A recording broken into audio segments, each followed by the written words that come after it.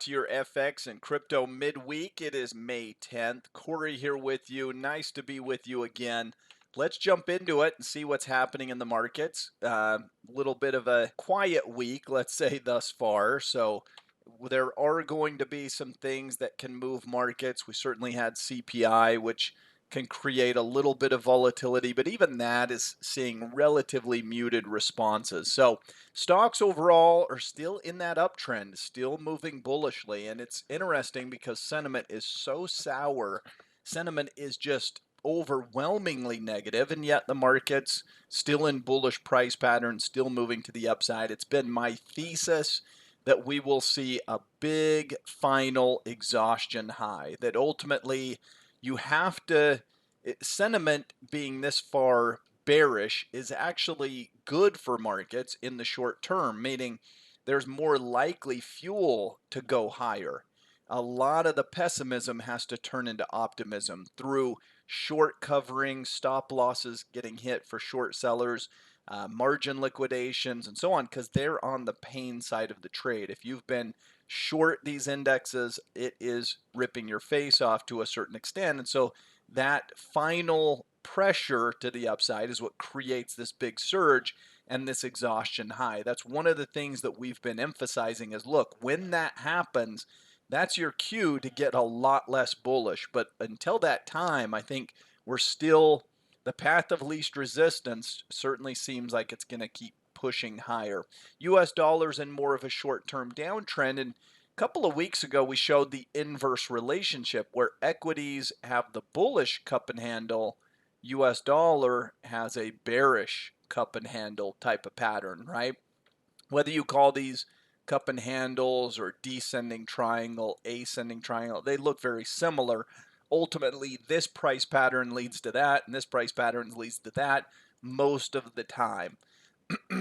CPI came in lower. Now, that's not a surprise. In fact, get ready because the next 2 months, June's number and July's number, are going to see a huge drop in CPI.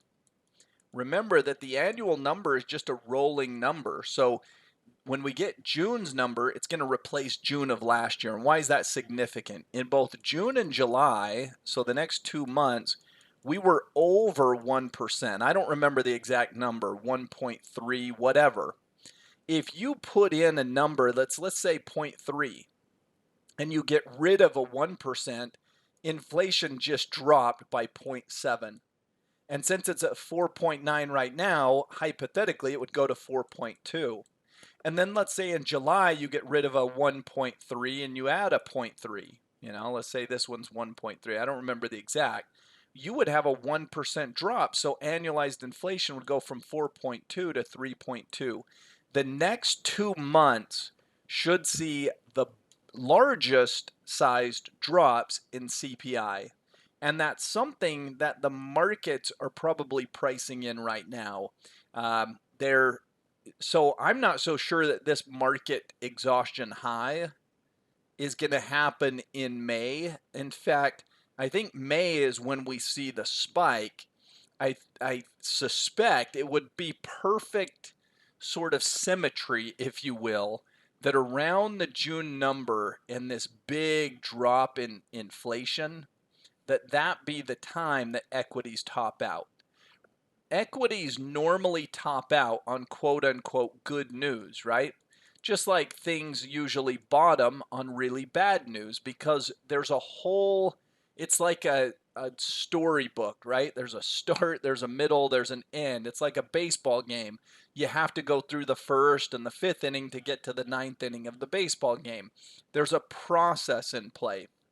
By the time there is good news being hit, and that's what this inflation will show is, oh wow, good news, we're dropping by 1% inflation.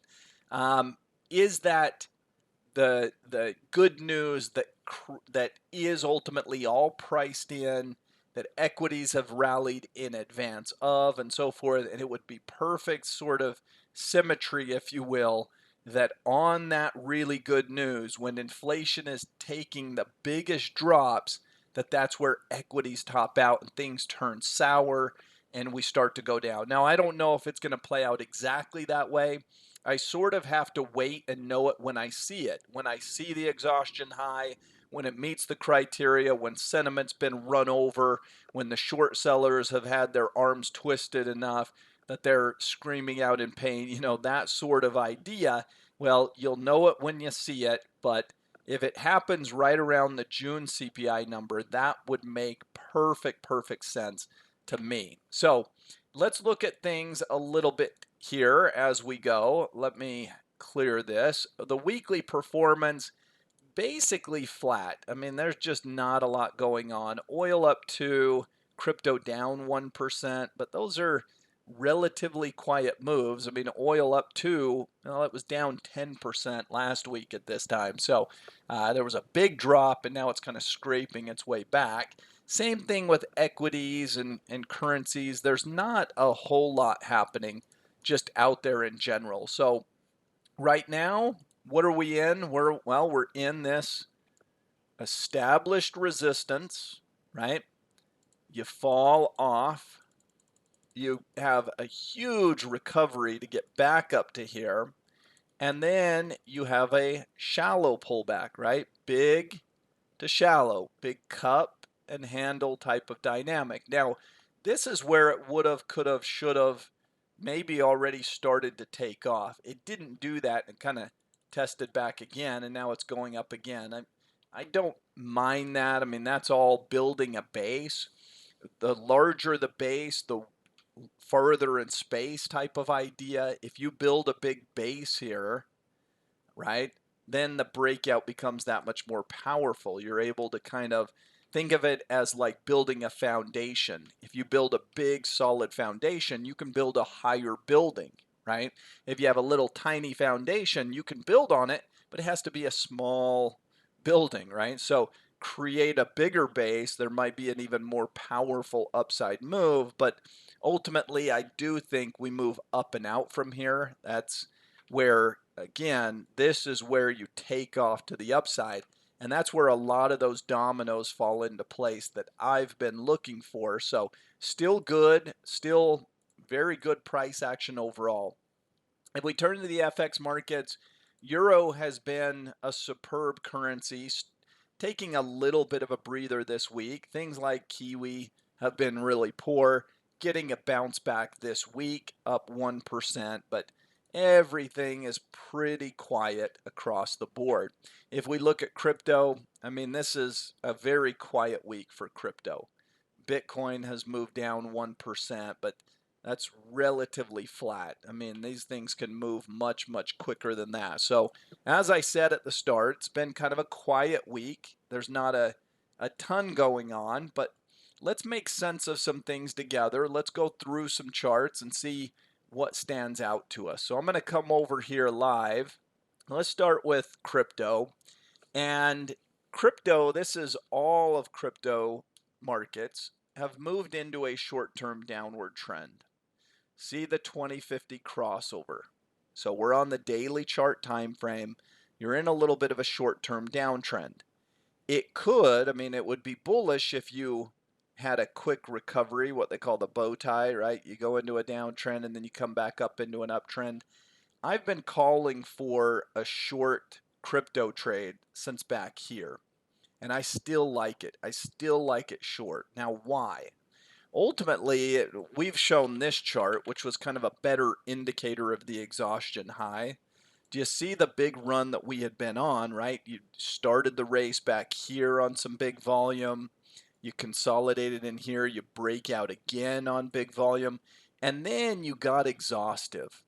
Long upper shadow candle on big volume. It just is a big exclamation point. It's like, hey, this is it. This was kind of that flourish finish, and it wasn't massive, and it wasn't like crazy, it's not like some major bell was going off, but we looked at it as, hey, this is an exhaustion high. You can get short, and it's fallen off from there.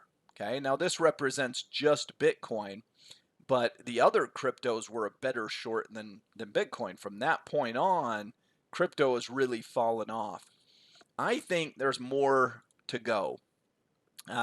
we'll look at gold and some other markets, but this all fits together. If you're bullish on equities and you think that some of the worries about regional banks and some of these things, bank runs, all of that has kind of subsided, and there's some upside in the short term. Again, we're just talking short term.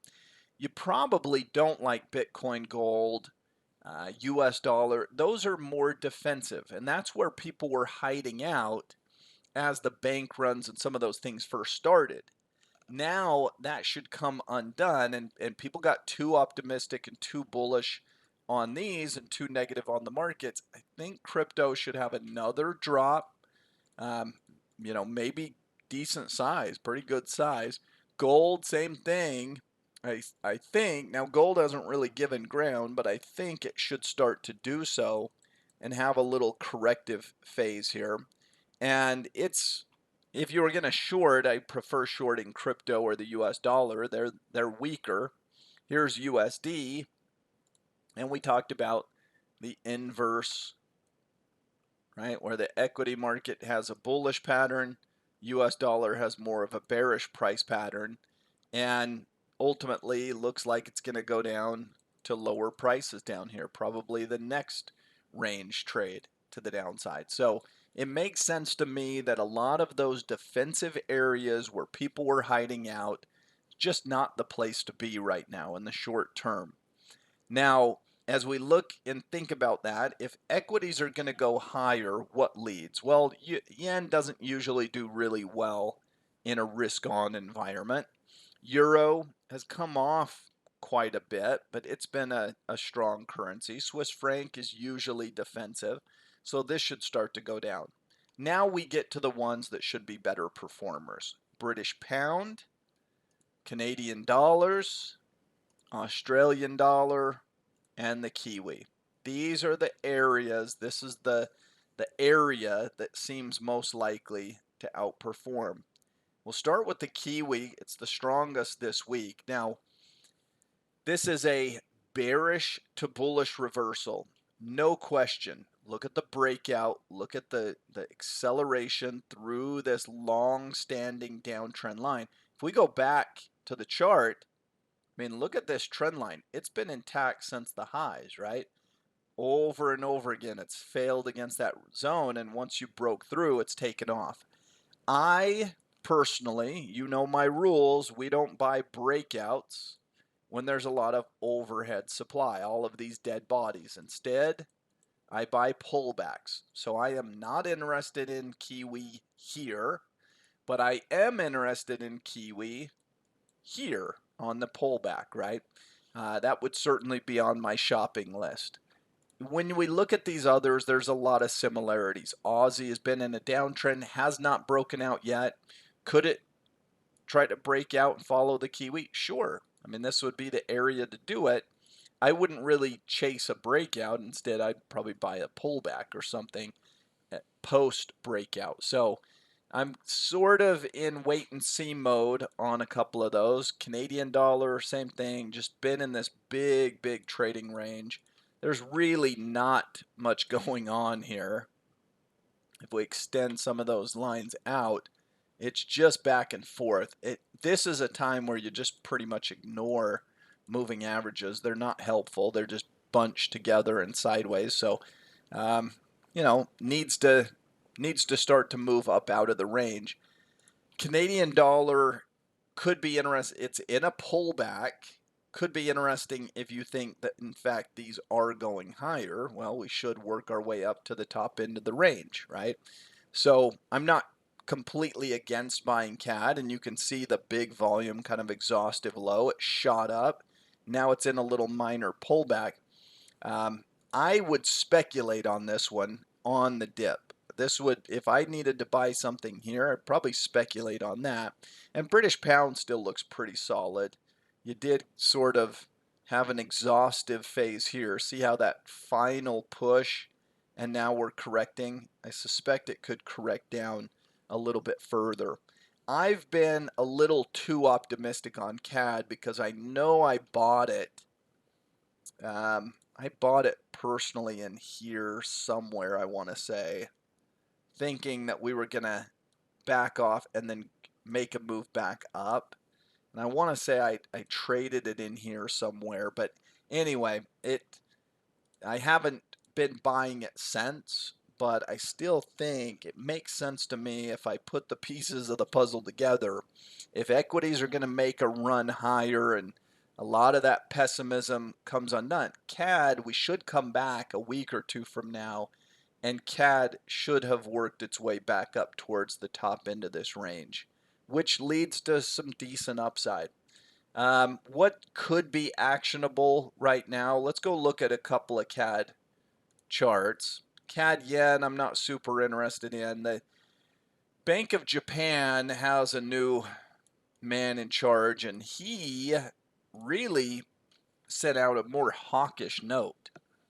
I would say that Abenomics and some of the things that have been in place in Japan, where they have been really, really dovish and money printing and inflation, they're trying to spur on inflation and so on, fighting deflation that Japan's been battling with.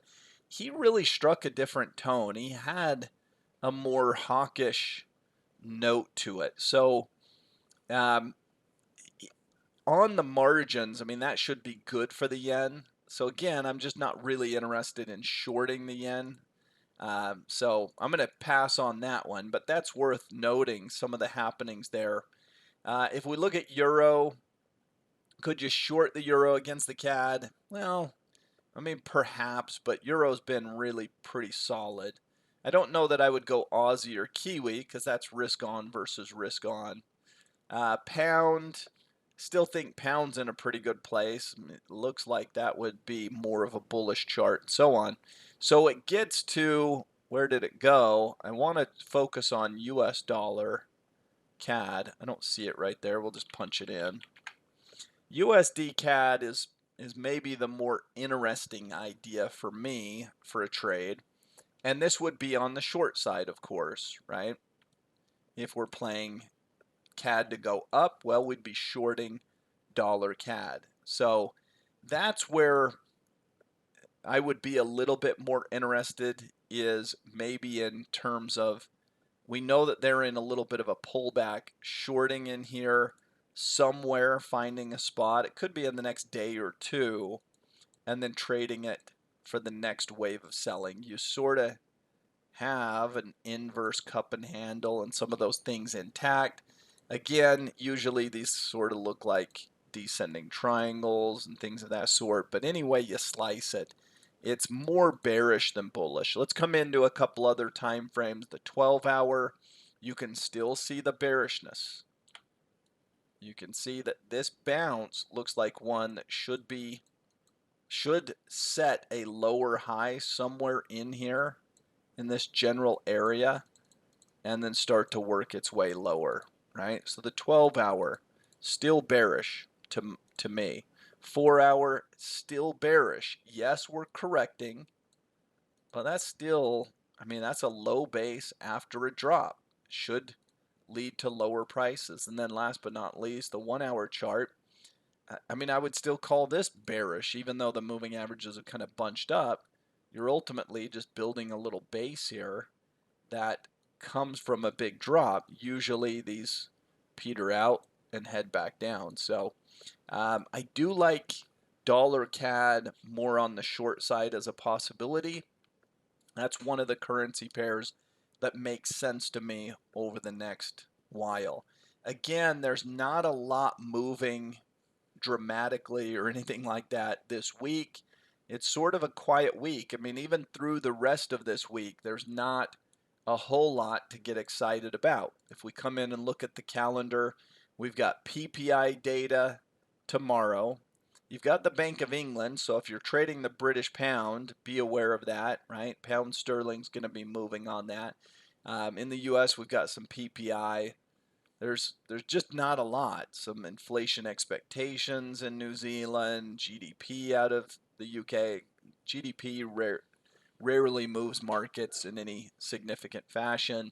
University of Michigan consumer sentiment, usually not a major market mover. So CPI was expected to be the more impactful.